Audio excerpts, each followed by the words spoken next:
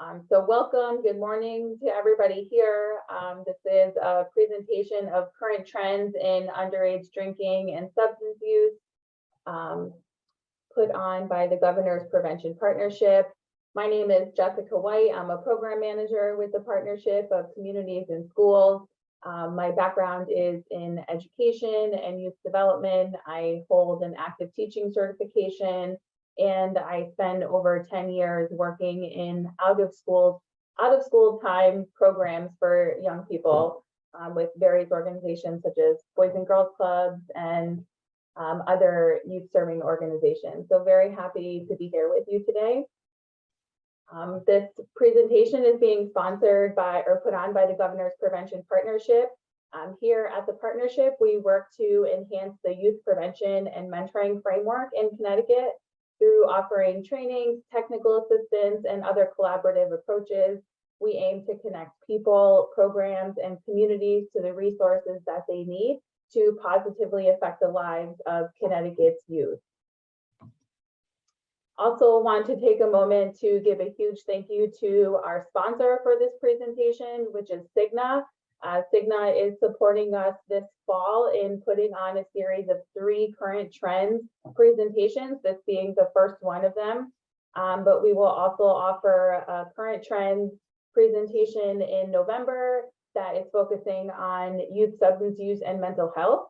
And then our focus for the month of December is on current trends of social media and youth substance use. And for December, we're hoping to have a panel of young people who will be joining us to speak about their experiences. So we hope that you'll keep a lookout for those dates and the registration flyers coming out for those upcoming presentations, sponsored by Cigna. So for today's conversation, it will run for approximately 60 minutes. There will be some time at the end for question and answer. However, we're a pretty small, nimble group this morning, so feel free to just pop any questions into the chat as they come up for you.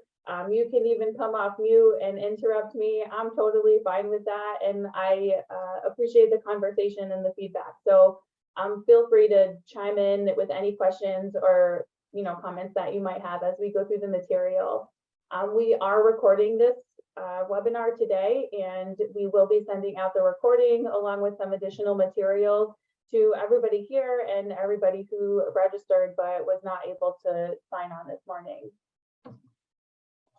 So a brief overview of some of the topics that we're going to be talking about. We'll take a small amount of time to just talk about adolescence and look at some important developmental milestones and other circumstances that might be impacting our young people today. Then we're going to dive into some of the data and trends that we see around youth substance use. Specifically, we will focus on alcohol, vaping, cannabis, and prescription pills. And then we'll end our conversation with some tips for talking to young people about substances and other ways that you can help to influence them to make good decisions in their lives. So jumping right in, if everyone could just take a quick moment in the chat and tell me, what is a word that comes to mind for you when you think about teens today? In 2022, what do you think of when you think about adolescents or teenagers? Give you a minute to put some thoughts in the chat. Ambitious, definitely. Stressed, also accurate. Change makers, engaged, overwhelmed, overworked. Yeah, there's a lot of pressure on our young people today. Open-minded, absolutely. I think all of these are really accurate. It's true when we think about it that it's a really unique time to be coming up as a teenager, right? That the experiences our young people are having today, most adults can't really relate to. The world is much different today than it was even a decade ago or 20 years ago. I think I heard like Instagram started in like 2012, right? So within the last decade, right? And thinking about how something like that, social media platforms have been so transformative to the way that we engage with the world. And it definitely is having impact, good and bad, on our young people. So it's important to keep these things in the forefront of our mind as a foundation as we're having these conversations. So very briefly, adolescence you can think of as a time of huge growth and transformation, right? In every single aspect of development, there's huge amounts of growth happening for young people. Physical development, you start adolescence as a child and you end it in your adult body, going through puberty, hormonal changes, right? Really growing into the adult that you're going to become. Identity development is another major milestone of adolescence. The young people are trying to figure out who they are, how they fit into the world, and how they can relate to the world. This, might cause them to try on new interests and hobbies, and maybe they experiment with their physical appearance a little bit, dyeing their hair, or trying out different styles that might seem like pushing boundaries a little bit. Things like that is actually a really normal part of adolescent development. Another important part of development that is really important to talk about, and I think helping young people to understand this better can be important to them making good decisions, is the brain development that's also happening in this time. When you're a child, when you're really young, right, everything that happens to you in the world is pretty new. So your brain is working to be able to understand and remember that information and building all of these neural connections so that it can learn from these experiences and call on that information in the future when it needs it. As we enter adolescence, our brain starts to realize we don't need all of this information, right? There are certain pieces that we want to access more than others. And so some of those neural connections that are used most during this time is what becomes developed. Those are the ones that get strengthened and that are really solidified so that our brain becomes more efficient at doing those tasks and knowing this information as it grows into adulthood.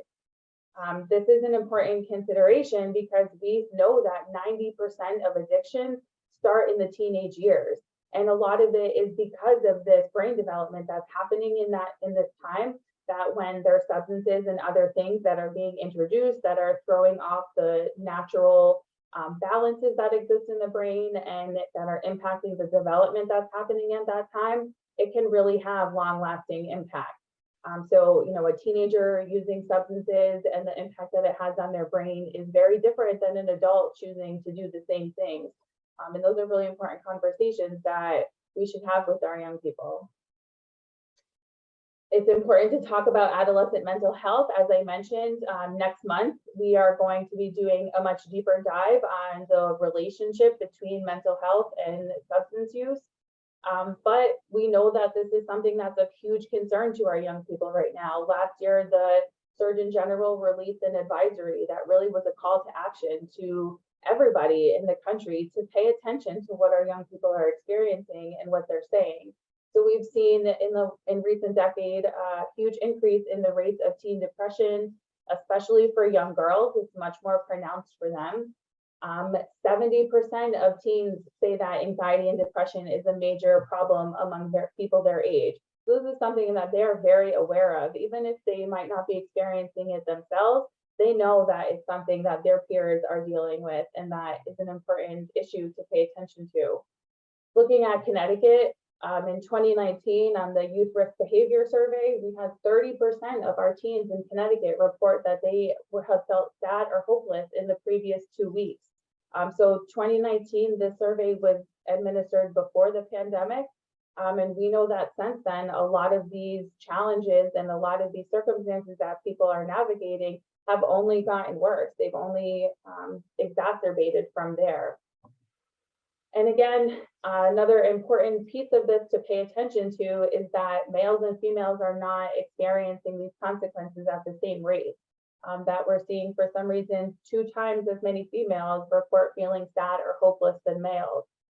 So really it calls for a more nuanced approach. And as we're looking to put interventions in place and do things to support our young people, keeping some of that cultural competency in mind and really looking at individuals and how they're experiencing what's happening is important to make sure that we can speak to the true needs that are existing.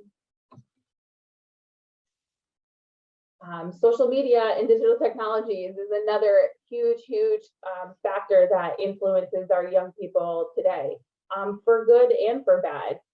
Studies and research done during the pandemic showed that social media was a huge place that teens went to for health information, right? Which could be a great thing. There's a lot of information that's available out on the internet. There's a lot of not so good information that's also available there, right? But just knowing that it's a resource that teens are comfortable turning to, right, that is an opportunity for us, that we can make sure that they know how to access the information and places that are helpful and are beneficial to them. With that said, there's definitely also risk factors that are present online that, you know, anybody who cares about young people should be aware of, especially young people, so that as they're navigating these spaces, they are able to do so in a safe way. So things like cyberbullying, right? Bullying in general, whether you're a perpetrator of bullying or a victim of bullying, is known to be a risk factor for youth substance use. Cyberbullying changes this because now it doesn't just happen in the school walls anymore, right? Kids can go home and just be in their bedroom, in their home private spaces, and are still experiencing this kind of treatment. People that are not being nice to them, being put down, things like that. It's much more pervasive than it ever has been before. In addition, social comparison and peer norms are a major concern at this time, and these are definitely compounded online, much for similar reasons as cyberbullying. Social comparison is a normal thing to happen during adolescent years. However, never before have we had the kind of access to people's personal lives that we do right now, right? Pictures that can depict anything. We know it's usually the highlights that are put up there, right? People aren't usually touting their embarrassing things that happen to them. And it can present a really distorted image of what reality is like. And again, it's much more pervasive than it ever had been before. It's not just relegated to when you're at school or out in public spaces. Right now, these kinds of thoughts and ideas, these pressures that kids are feeling, it happens 24/7 unless good boundaries are put in place. And then finally, peer alcohol behavior and alcohol advertising in general are also things that are much more prevalent online.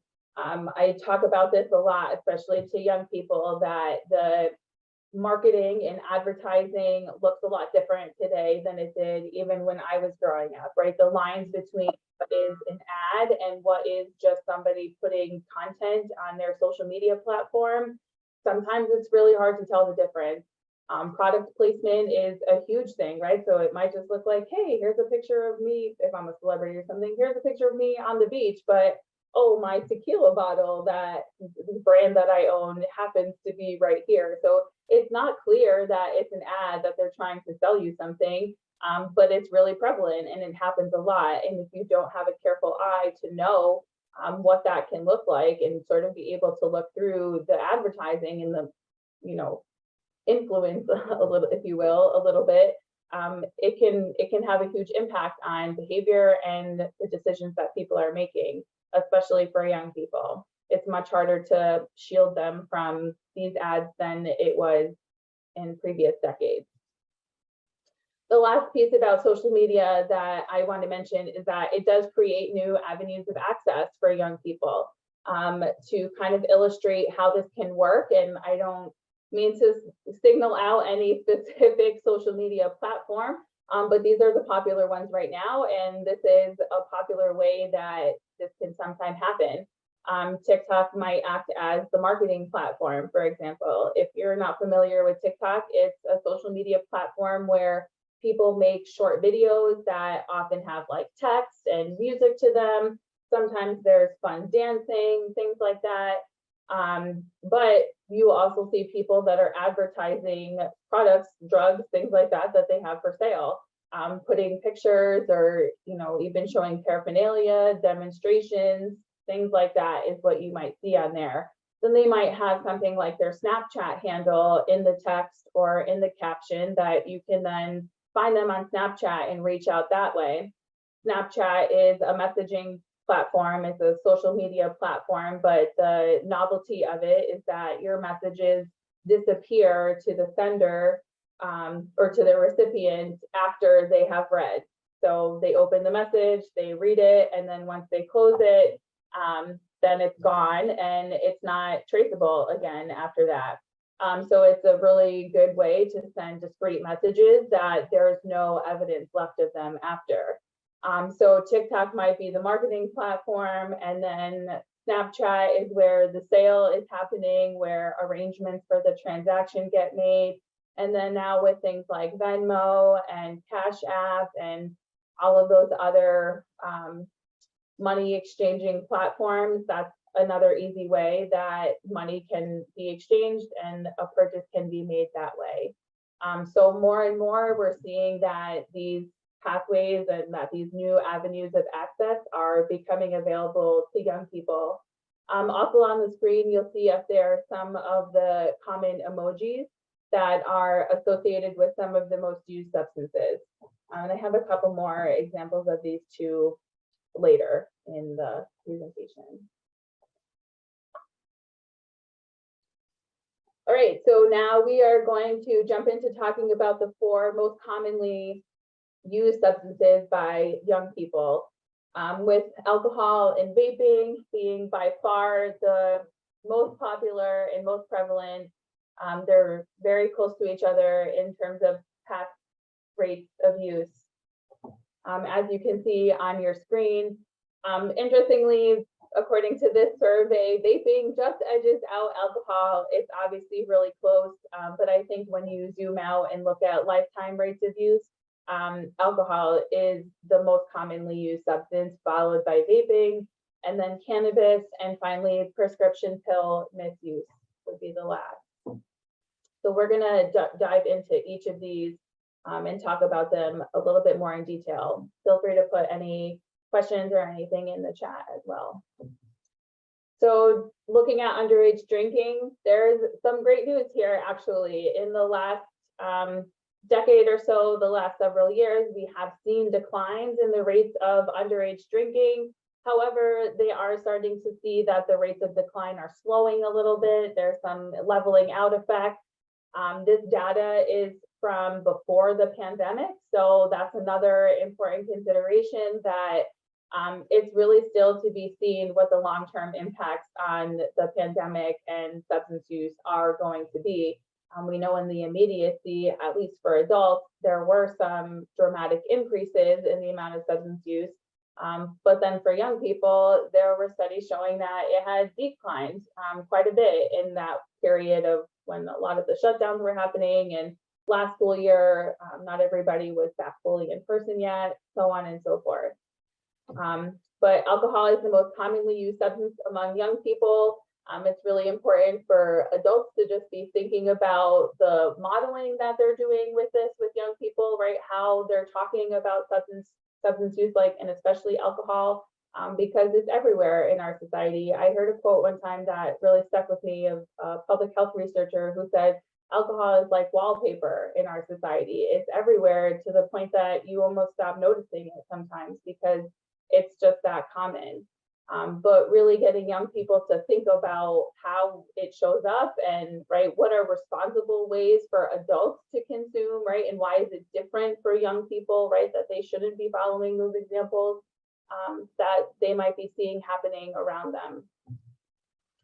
So digging into this data a little bit more, this can show some of the declines that we've seen in recent decades.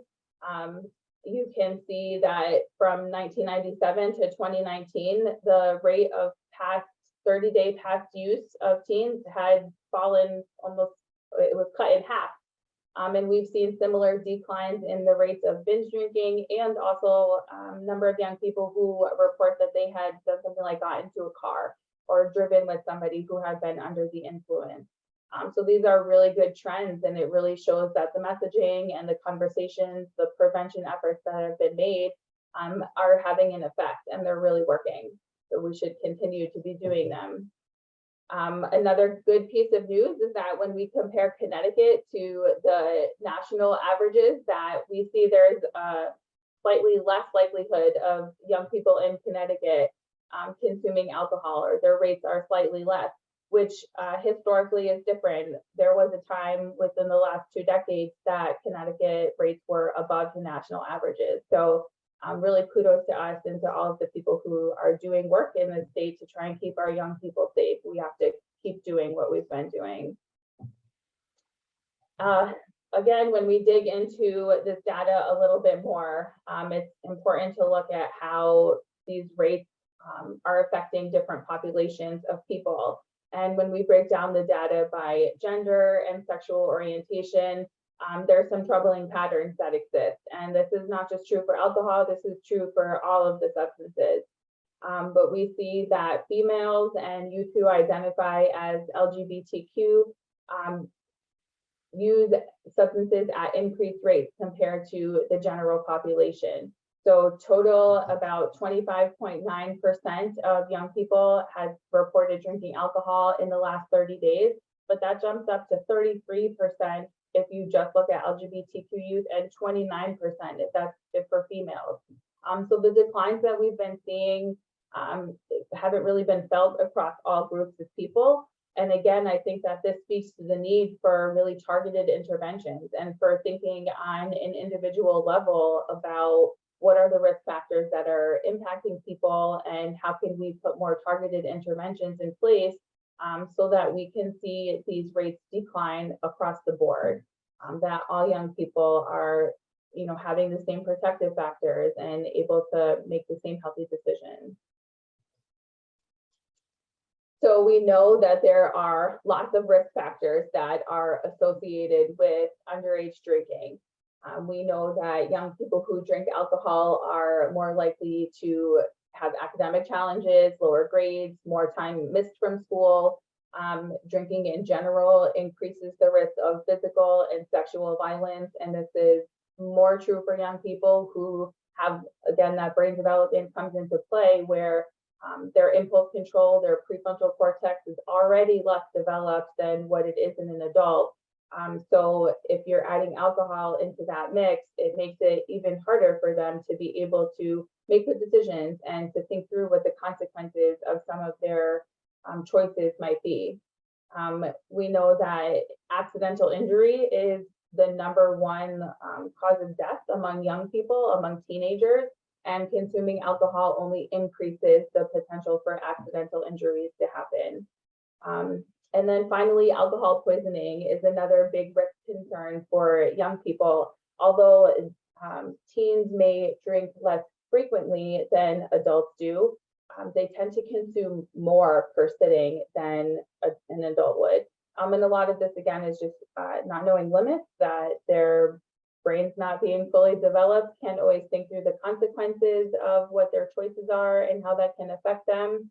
And that can sometimes lead them to go too far, which can have really serious consequences and really, really serious negative effects from that. A couple important things for people who are concerned about underage drinking and underage substance use to think about.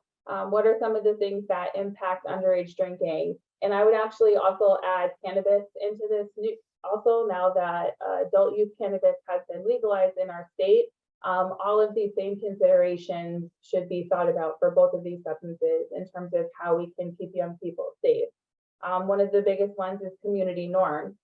What are young people seeing adults do around them, not just in their own families, but in the larger community as well, right? In both of those levels, those models and those examples of what they're seeing are really important.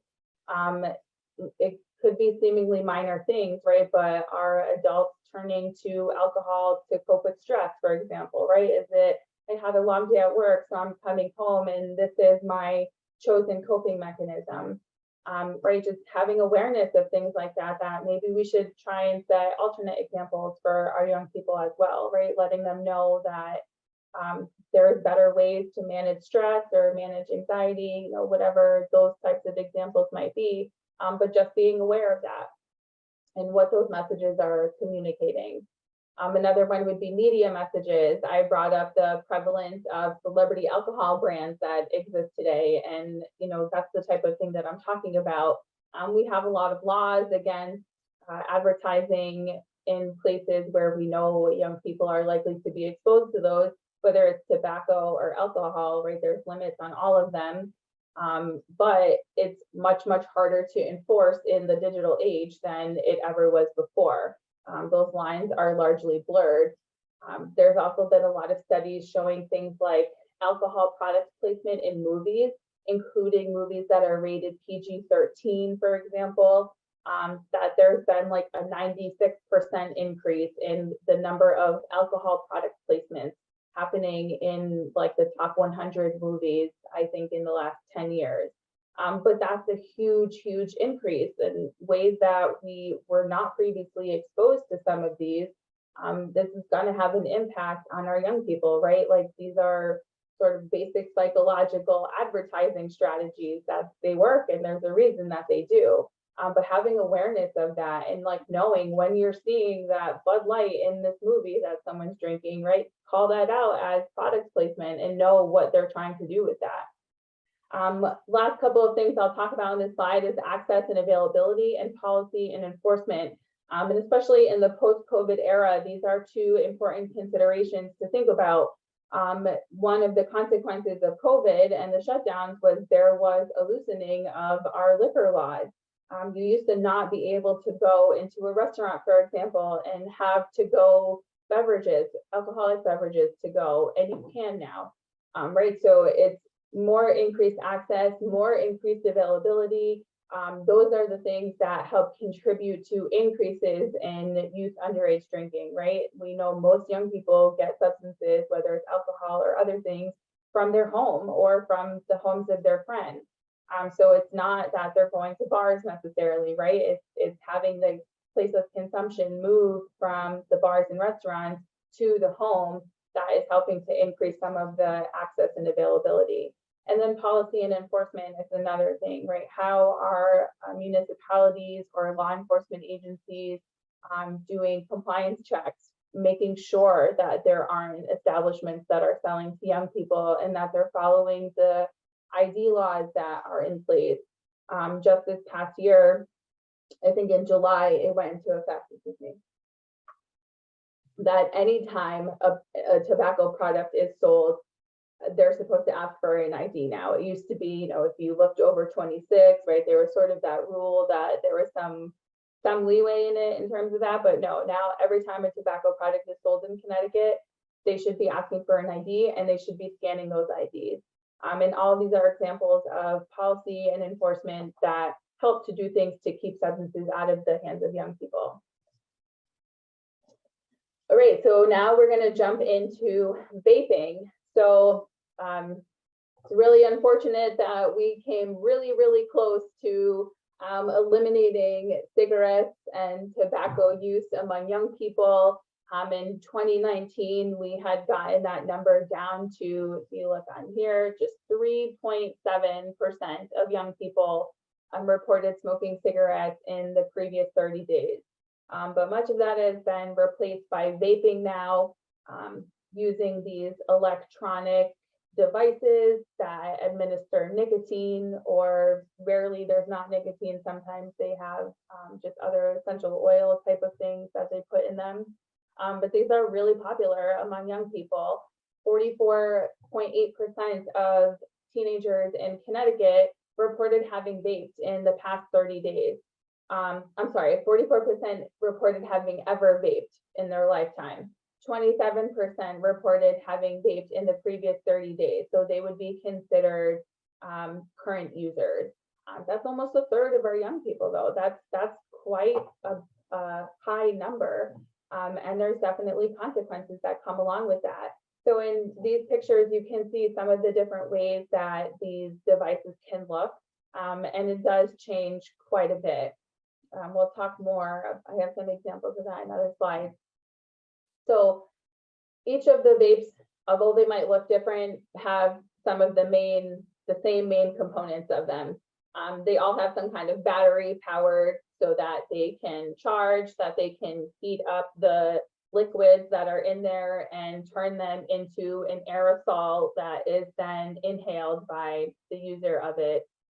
These batteries are, as batteries are with most electronic things, sometimes they're like the lithium ion ones, sometimes they have hard metals in them like cobalt, things like that, that these are supposed to be recycled as small electronics would and not end up in landfills where most of them are just thrown in the garbage by people when they're done.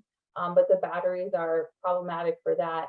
You might remember a few years ago, I think it's not as common now because there's been design changes, but there was issues with these batteries exploding or catching on fire in people's pockets and things like that. And some people had some serious injuries because of how the devices were malfunctioning. Next, they all have some kind of atomizer, which is the section that just heats up the e-liquid that's in it and turns it into an aerosol. They all have some kind of cartridge that stores the e-liquid that usually contains nicotine, but sometimes there's THC-based ones, so there's cannabis products. They're also being vaped. And then the last piece is there's a mouthpiece on it that's where the user would inhale the aerosol that is produced from the devices. So some of the popular ones now, people often think about Juul. That's, you know, one that comes to mind for a lot of people. Juul has really fallen out of favor, especially with young people, and largely because of the FDA flavor bans that were put on them. A lot of these vaping products come in fun flavors that are directly have direct youth appeal to them. So you can see some of the ones on your screen are OMG, which is orange mango guava, or Lush Ice, Cool Mint, right? So they have a lot of these fun names. They're really colorful products. They have, you know, fun designs that again are all appealing to young people. There are studies showing that 85% of youth who report using e-cigarettes use the flavor varieties. So we know that that's a key component of the appeal to young people using these products is the flavors.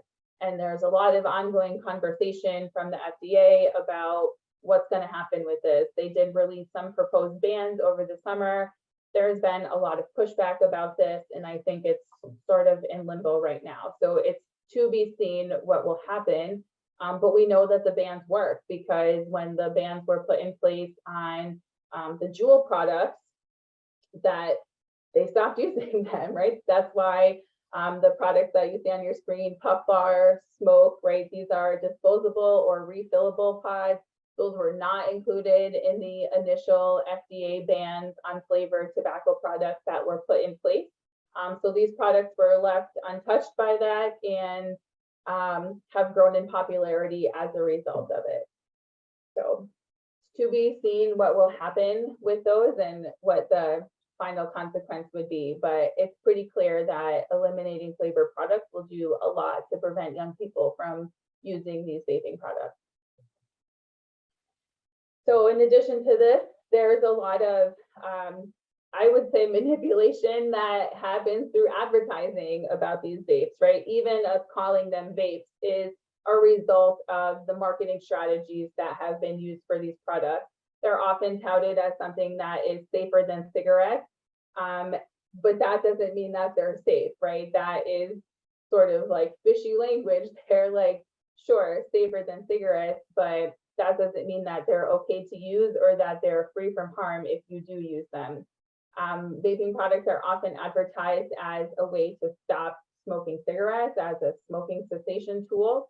But the FDA has not found any evidence that they're safe or effective in helping tobacco users quit. In fact, they have found evidence that young people who use e-cigarettes and use vapes are more likely to also smoke regular cigarettes or eventually transition to smoking regular combustible cigarettes. So it really acts more like a gateway sometimes than a way to prevent traditional tobacco use that we would normally think about. Again, even just calling it a vapor is part of this like image that they're trying to present. It's actually not a vapor that is emitted from these products. It's an aerosol. And I try and use the example of hairspray to show people why it's different. So a vapor would be a liquid turning to a gas, right? So it's like water boiling that turns into steam that dissipates into the air, versus an aerosol is liquid suspended in air. So when you have that aerosol hairspray can or like a spray paint bottle, right, it's I use the example of when I was young and I had bangs that I would curl and would get them nice and crispy with that hairspray, right? You'd have the curler and spray the hairspray everywhere. And then my mother would be mad at me because the hairspray would go everywhere and it would land on the vanity counters and put a sticky substance on there, right? That's because the aerosol does not just dissipate into the air. The aerosol puts out particles of whatever's in it, and then they settle on all of the air around them. So all of the stuff that is being emitted from these vape devices is becoming an aerosol that is then just settling on all of the stuff around it.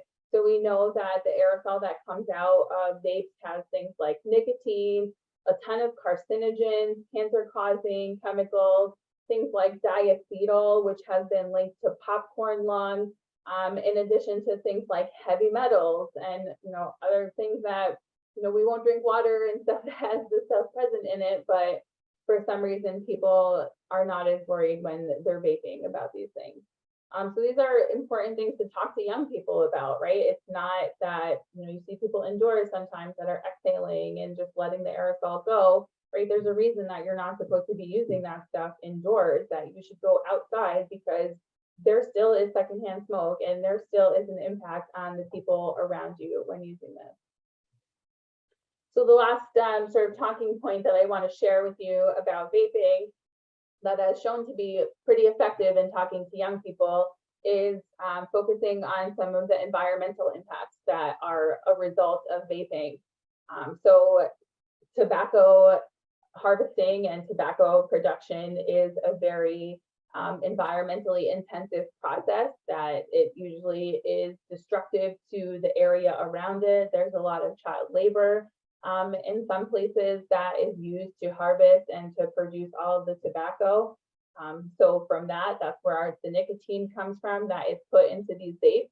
The actual vaping devices themselves, I talked about the batteries that are in them, right? These are small electronic devices, that these aren't things that are even supposed to just end up in your regular trash.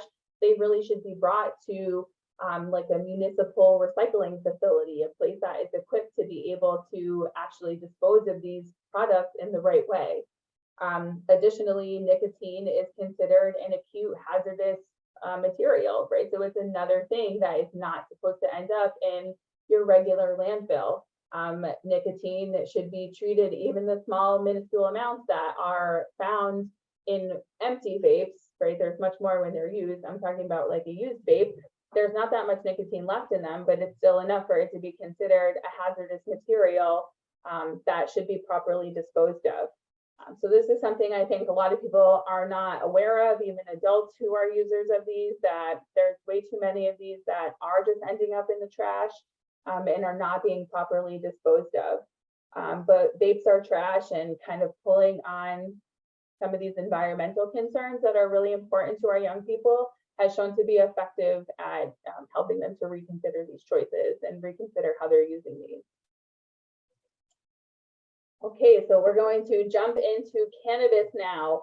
Cannabis is, as you probably know, adult use cannabis became legal in Connecticut as of last year. So there has been a lot of conversation and huge pushes happening all across the country that has certainly impacted the way that young people in particular think about cannabis and how they feel about cannabis, which we'll talk more about. On your screen, you can see some of the common emojis that are used to represent cannabis in texting and digital kind of talk. It's good to be aware of those to sort of understand. You might be able to pick up on something by using those. I'm sorry, one other thing I wanted to say, just in terms of language that is used to talk about this. For this presentation, I will use the term cannabis. There are some concerns or arguments have been brought up that marijuana, being the most commonly understood name for the drug, that there's some racial undertones, some racial connotations that had been attached to that previously, that that's incentive for some people to not want to use the word. So we use cannabis just because it's the term that is used in policy legislation. It's the term that is often used in scientific research that is put out about the drug. But in terms of talking to young people about it, it's best to use language that is most accessible to them. So if you know that they call it marijuana or weed or pot or whatever, having a conversation that feels comfortable and accessible is really the priority. So for these purposes, we'll use cannabis, but I think when you talk to young people or talk to community members, whoever it might be, having that consideration of what language feels most comfortable to them is probably the best way to go. So there's different ways that cannabis can be consumed, and especially today in the age of adult use legalization, we're seeing new products being developed and offered all the time. By far the most popular way to consume is inhalation, so smoking, or these days vaping. We're seeing the number of young people reporting that their vaping THC products has gone up like fourfold in the last decade or so, and I'm sure that that probably will only continue to happen. I also have on the screen a couple of like paraphernalia items on here. Just shows like the wide array of ways that this can look, that this paraphernalia can show up. Both of these products were just available on Amazon. You could buy them pretty easily. This is a pipe here that you fit inside of this highlighter. You know, so if this is something that you just saw in your child's bedroom or their backpack or something like that, you know, without close inspection, you might not even realize what it is. It looks very much just like a highlighter. Another example is these flashlights here that this whole thing like unscrews apart and then comes back together to be able to make a pipe. It's actually a working keychain flashlight. So you might not be able to even know what you're looking at again when you see it. I would never be able to show you all of the examples of what this could look like, but I wanted to make sure to give a couple of examples. Okay, so another note about the smoking, usually it's the flower version of cannabis that's used. That's the one up here. And something that's really concerning that we've been seeing is the dramatic increase in the THC potency of products that are available. And I think with the increase of the number of legal regulated products that are out there and dispensaries that are selling them, it's only going to continue to go up. But the DEA reports that in the 90s, the flower bud that they would take off the streets usually was like less than 4% THC. But by 2018, it had been averaging more than 15%. I went and looked just on some dispensaries in Massachusetts just to see what was available for them. And the vast majority of the products were above 20% THC. Most of them were like 20 to 25. I could find very few that were under 20% THC for the bud. So again, that's just showing like as cultivation becomes more sophisticated, the products are becoming much more potent. And it's the high level THC stuff that has the worst health effects and health consequences for young people. Another way to consume cannabis is through oral ingestion, so eating it. The thing to be aware of with edibles is that it can be difficult to determine the serving size sometimes, especially if they're homemade products, right? Then you have no way of knowing what it is. And even ones that are purchased from dispensaries, for example, there's not always standardization in terms of the serving size and how potent each of the serving sizes are. And that can be a difficult thing for people to navigate sometimes. You know, typically, if you were to eat like a THC infused chocolate bar, for example, right, you're only going to want to eat like 1 or 2 of the squares to be able to get an effect. But compare that to just eating a regular chocolate bar, right? To like sit and eat a chocolate bar in one sitting is not a big deal. But you don't want to do that if it's a THC chocolate bar. So again, I think this is something not all adults are that aware of, but especially for our young people, really might not be able to know those boundaries. The other thing about edibles is that there is a delayed onset. So because it goes through your digestive system to enter your body, it takes longer. It can take up to 60 minutes or even 2 hours for people to start feeling the effects of it. So what you might see happen is that people will eat some, wait a little while, feel like it's not doing anything, and then continue to consume more until they've done too much. And potentially could have negative consequences from overconsumption. All right, so we'll play a quick little game. I'm looking at the time, so I'm going to start to go a little bit faster through this, but can you tell on the left or the right which of these are THC gummies and which are regular gummies? You have a 50-50 shot of getting it right. The right or the left? Some people say the right, some people say the left. It's actually the ones on the right. The point being that especially when they are out of the packaging, it's nearly impossible to tell when some of these edible products have THC and the ones that don't, that are just like regular gummies. So if adults are choosing to consume cannabis or to have it in your household, it's just something to be aware of, right? To keep it in the packaging, make sure that you're putting stuff away, ideally in a locked cabinet, in a place that is out of sight and out of mind from young people and from your pets too. Those are important things that, right, a child thinking about like a 5 or a 6-year-old finding a package of gummies, right, they're not going to know what to think, like, oh, are these ones that I shouldn't have? It's best to just be in the practice of having stuff not out and not available if you choose to have that in your house.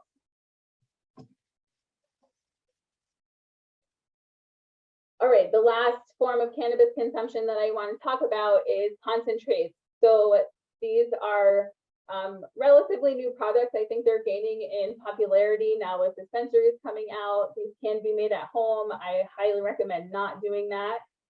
So really these are just, they take the flower, they take the bud and put it through a chemical process that dissolves away a lot of the plant material that's there. And you're left with this really concentrated THC substance. So this is often called dabbing. That's how it's referred to. It comes in a few different forms that you can see on your screen. Those are called hash or wax or shatter. You can see like they're kind of gooey and sticky substances. The shatter is hard, like you could like crack it in half. So the thing about these is the final products have potencies of 40 to 80% THC. So they are highly, highly potent products. And with that, the users can have a high that lasts for up to 24 hours. So I'll talk in a later slide about overdosing on cannabis and what that can look like. And when we are seeing people that are having medical emergencies or adverse effects from cannabis consumption, it's often because they're using really high THC products and having frequent use of them. So there definitely are limits, and it definitely is possible to overdose and have an adverse reaction from consuming too much cannabis. Some quick things that go along, some paraphernalia that is associated with these concentrates are silicone dab containers, for example. Again, there's direct use appeal here, the little cheeseburgers and fun colors. I mentioned that the substances are pretty sticky, so that's why the silicone containers are useful with these little like dental tool kind of thing that's there. That's used to manipulate the product so it doesn't get all sticky on your hands. There's a dab rig in the center of your screen there. The thing about the concentrates is that a regular lighter doesn't get hot enough to be able to combust and to vaporize it. So you actually have to use a butane lighter that can heat it up. People use it to heat up like this little area here, get that really hot, put the product into contact with it, that vaporizes it, and the smoke comes through the chamber and then gets inhaled that way.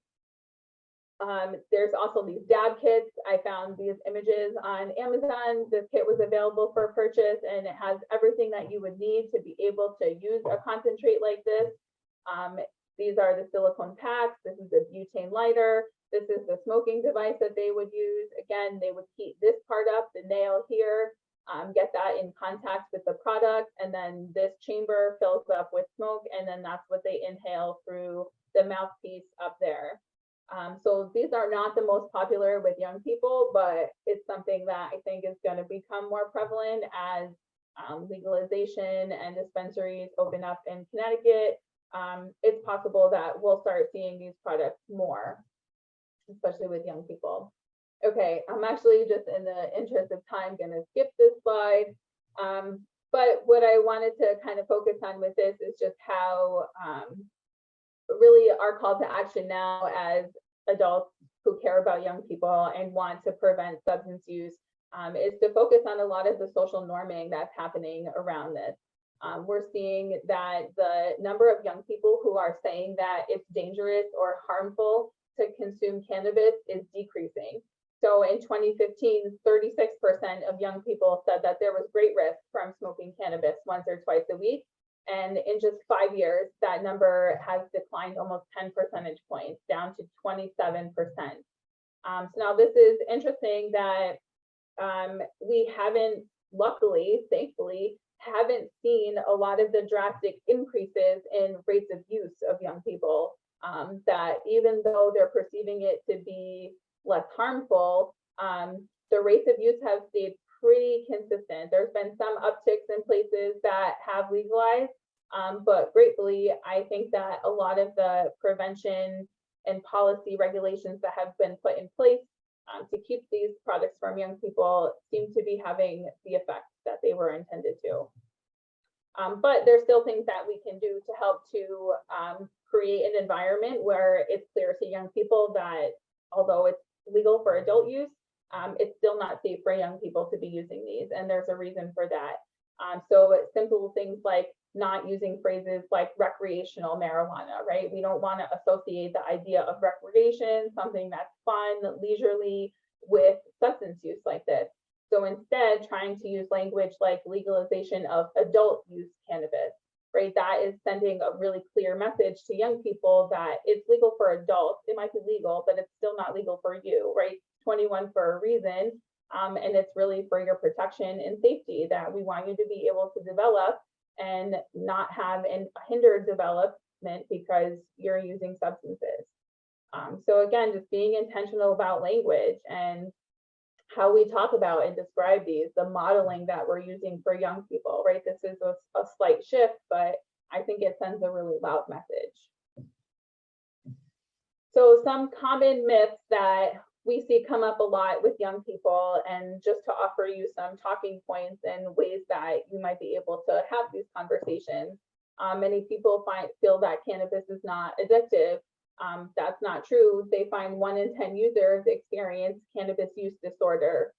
There is criteria for this. There are symptoms that are documentable and measurable to identify people who are suffering from cannabis use disorder. It's legal, so it's safe. Well, not necessarily, right? Just because it's legal doesn't mean that there's no harm from it or that it's completely safe. We know that cannabis use impacts learning, attention, and memory. And research has even shown that even after the high wears off, right? So a week or two after use happened, they're still able to document deficits in learning, attention, and memory. Right, so these aren't just things like while you're under the influence that you feel that they are lasting effects, and we're getting more and more evidence that is demonstrating that. In addition, it impairs coordination and movement. There's been documented rises in the number of car crashes and fatal car crashes in places where cannabis has been legalized for adult use. So you hopefully have seen some of the billboards and things that have gone up in Connecticut recently, right, that are stressing exactly this, that driving high is a DUI. It's not safe to do that. You are still impaired, much like if you wouldn't drink with under the influence of alcohol, right? Don't do it with cannabis either. It's the same risk. Some say that it helps with concentration and focus, right? College-age students talk about using cannabis as a study aid.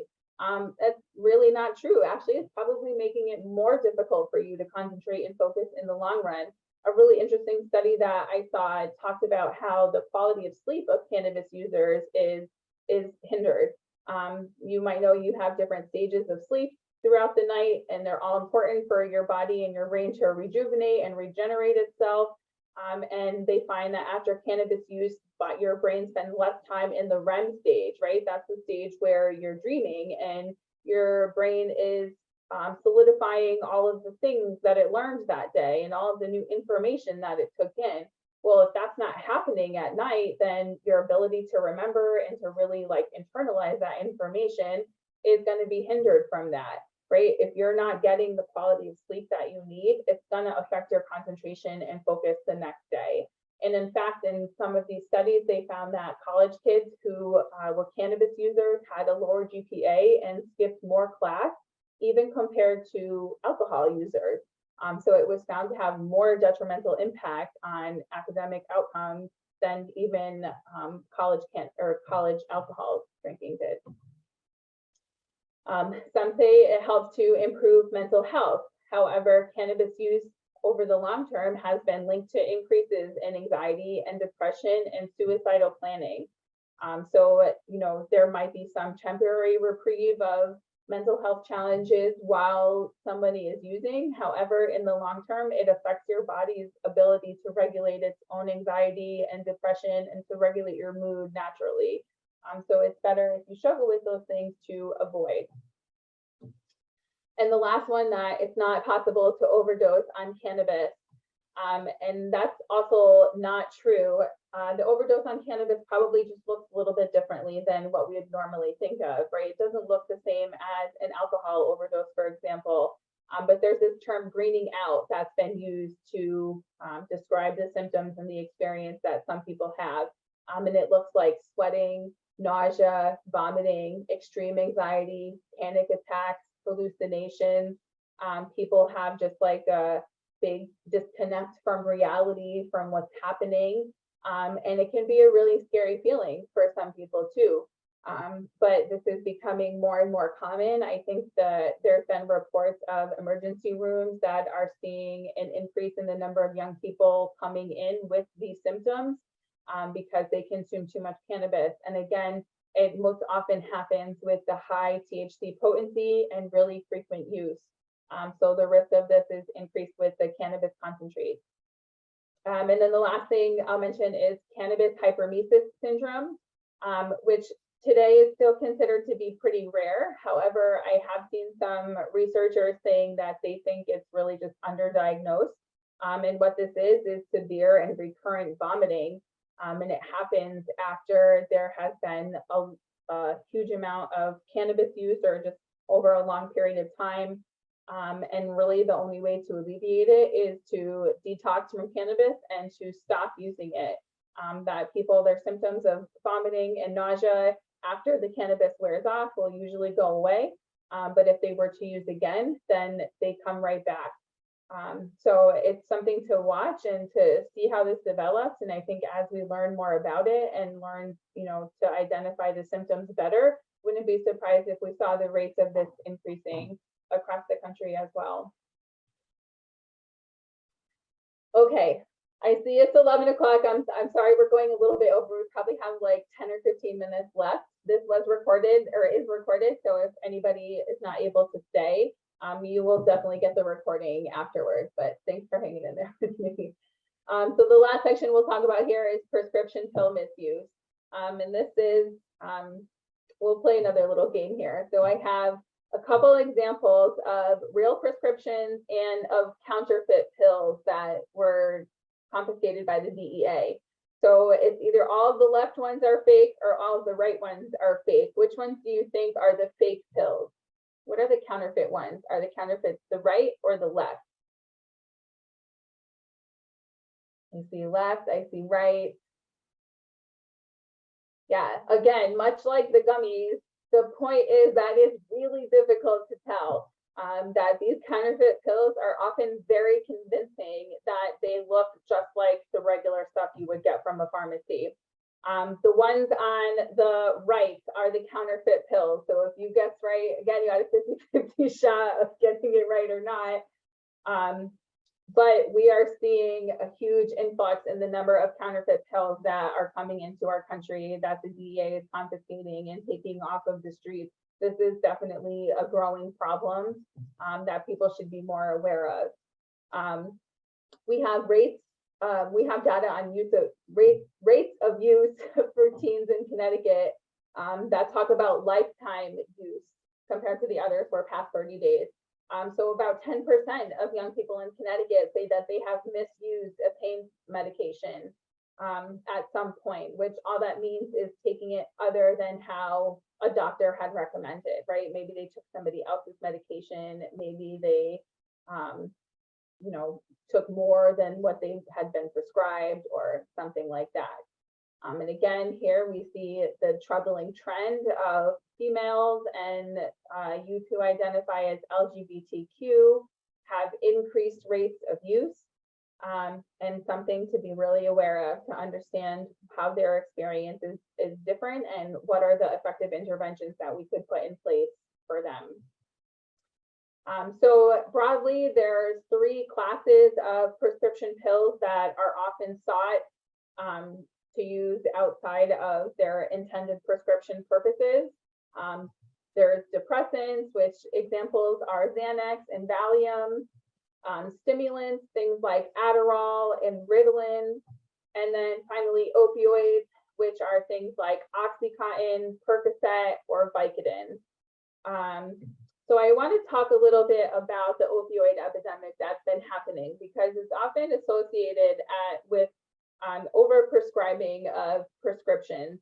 And that is true for how it started. However, we've sort of moved into a different phase of it now. So the chart that is on your screen shows what this progression has been. It started in the late 90s with the rise in prescription opioids, you know, them being pushed as pain management. There wasn't a lot of monitoring or limitations on prescriptions, and it led to a huge amount of addiction, unfortunately.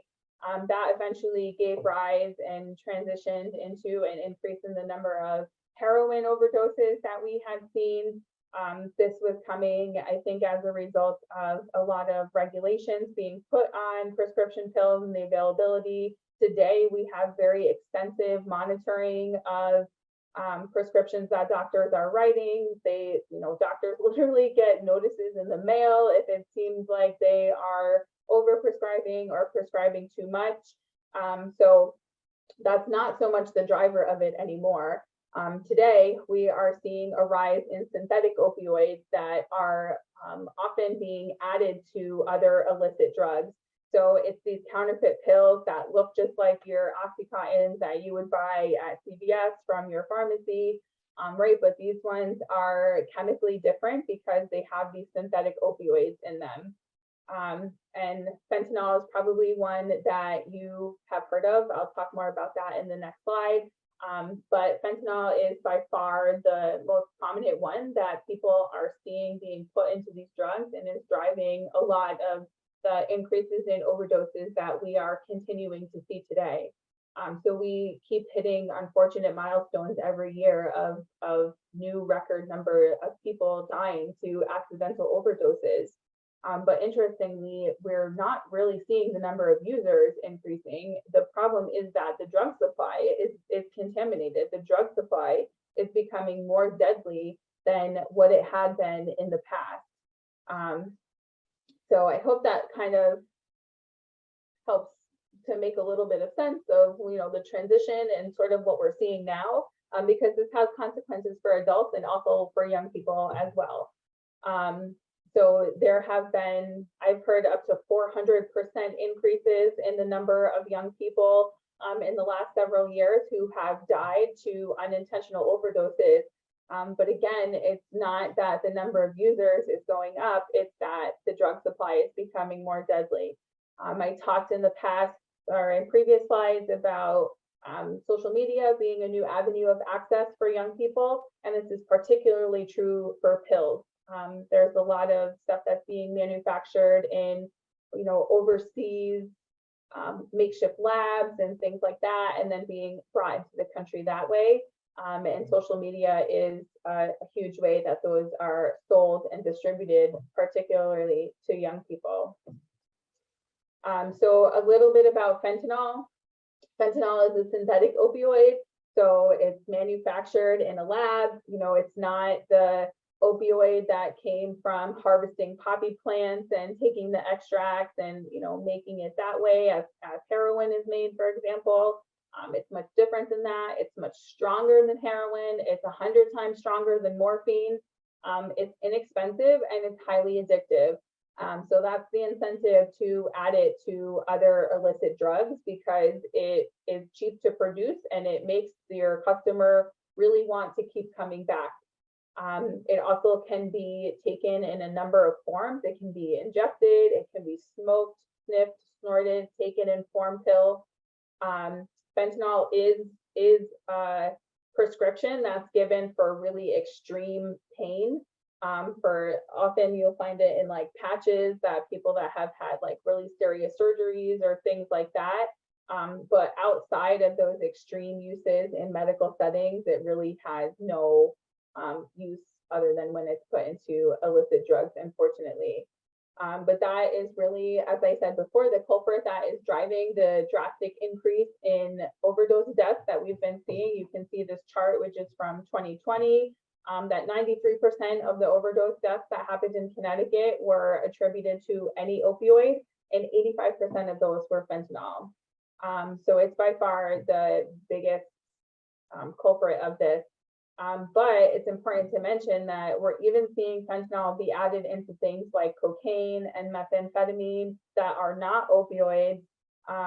But again, because it's so cheap and it's so addictive, that sometimes people think, you know, they're taking like their normal dose of cocaine or something that they would normally do. That's typically not fatal. But this time it happened to be laced with fentanyl, and now it became fatal for them. I've heard people say that we shouldn't call this an overdose epidemic, that we should call it a poisoning epidemic, because that's more accurate to describe what's happening, that people often don't know exactly what they're taking, or think that they have something else that really has fentanyl in it instead. So more on this, that we know 2/3 of teens say that when they do abuse or misuse pain relievers, that they typically get them from their home or from the homes of their friends. So that is the primary avenue of access. However, as I mentioned before, the dark web and social media are becoming increasingly common. And there's some more emojis that are associated with prescriptions and prescription use. So there are some things that we can do. One example is to ensure that if there are prescriptions in your home, that they are monitored and securely stored. So on your screen is an example of a lockbox. You can buy this on Amazon. Actually, the Connecticut Clearinghouse, I learned recently, has some lockboxes available for the public if you write to them, or you can go visit them in Plainville. And they have some in stock that they would be willing to share with people. If you are done with the prescription medications that you have, be sure that they are safely disposed of. So there's products such as Deterra, which is a drug deactivation kit. It comes in these little bags. You put the prescriptions in it, you fill it like halfway with water, and then it mixes up together and it dissolves the prescriptions. They then become safe to put in your garbage and dispose of them that way. It's not a good idea to just put pills as they are in the garbage. That leaves the potential that somebody could find them and potentially misuse them or accidentally get ingested. You know, landfills, the stuff makes its way into our waterways. So it's best to make sure that you're deactivating it with a product like this. Also, don't flush them down the toilets, because that also gets the prescriptions into our waterways. There's better ways to do this. In addition to the deactivation bag, most police stations have prescription drop boxes that you can go, no questions asked, and just put your prescriptions in those boxes. I do believe you have to go when the police stations are open, because I don't think they're outside. I think the boxes have to be kept inside in a secure place. And in addition, there are usually at least 2 drug take-back days every year. I know one is in April that the DEA does sort of like nationwide. They set up in different communities, or law enforcement agencies do that, to be able to take back medications from the public and safely dispose of them.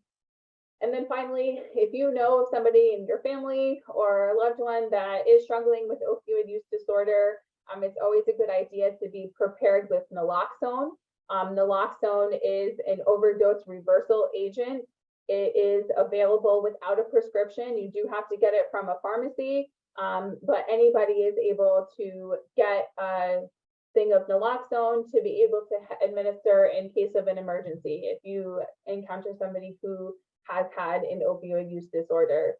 I also want to mention there is an app that the Connecticut Department of Public Health put together called Nora Saves, norasaves.com. There's a lot of great information on that app about signs of an overdose, how to administer naloxone, and what to do after, because there is some monitoring that they try and keep tabs on how much is being used. I also want to share youthinkyouKnowCT.org. This is a really great website for more information on counterfeit pills and other information about substance use prevention for young people. It's a Connecticut specific resource, so there's lots of local connections and local resources that are listed on there. It's a really helpful website. And then finally, liveloud.org. This is a resource for people who are experiencing opioid use disorder or people who have loved ones that are experiencing opioid use disorder. A lot of great information and support that is available through that website. All right, so the last little section, we just have some tips about having conversations with young people about substances.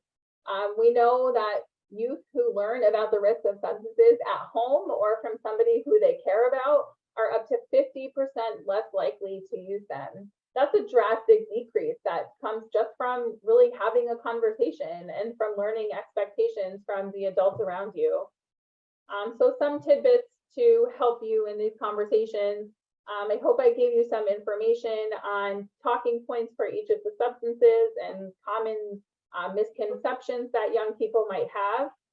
But in addition, our advice is to talk early and talk often, right? Having imperfect conversations is much, much better than not having conversations at all. If you don't know what to say, approach it with an open mind and go seeking information. Ask a lot of questions. Figure out what your young people know, because I am sure that it's a lot more than you probably expect. Right? They're exposed to all kinds of things all day long, especially with the advent of the internet. You know, there has never been more information available to them than ever before. And also be explicit and clear, right? Don't mince words about how you feel about substance use and what you would like to see them do, the choices that you would like to see them make for their own lives. Be sure that they know how you feel about this. Conversations don't have to be like a big to-do kind of event that's happening in your family, right? In fact, they're more useful when they happen in bits and pieces. It should be something that is regularly and consistently talked about, not a one-time conversation, especially as your young people grow and develop, right? The pressures and the expectations that they're having to navigate and encounter are going to change from time to time. So it's great to just go back and keep having these conversations, right? Keep having it. Additionally, use teachable moments to start conversations. So I think things like TV shows and movies, especially today, are great places to initiate some of these things. There's lots of troubling things maybe or concerning things, risky behavior that is depicted in a lot of these movies and TV shows, right? And just talking about them with your young people, right? What do you think about that? Did they make a good choice? Would you do the same thing? What else could you do? What other options did they have, right? Really breaking down things like that can help them to make sense of it, and that when they're in those situations, that they're better prepared to navigate them and to make the right choice. And then finally, finding credible information, right? And you don't have to think that you need to be an expert in any of this stuff, right? You can find places that have good information and go to them with your teen to learn about the information.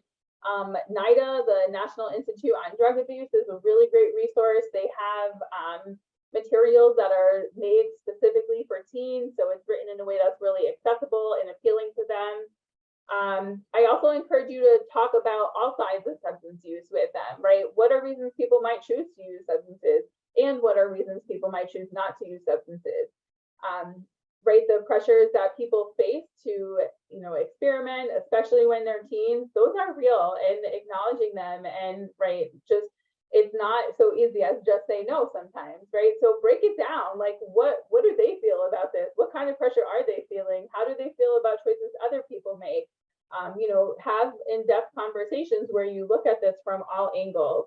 And then finally, if you have used substances in the past, don't be afraid to speak up. Ultimately, it's about their future and not your past. And having honest and difficult conversations can also help them to just understand better and to realize how they want to make different decisions for themselves.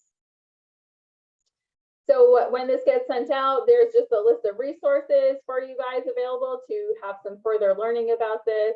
All of these websites have great facts on drugs and substances, as well as having conversations with young people. I'm going to launch a poll really quick.